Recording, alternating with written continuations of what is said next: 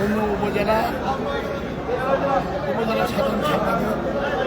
আমি আজকে এই শপথের মধ্যে দিয়ে আমরা মহা আনন্দের মধ্যে আছি যে আগামী দিনে তারেক রহমান খুব সুন্দরভাবে যে চালাবে আশাবাদী ব্যক্ত করছে।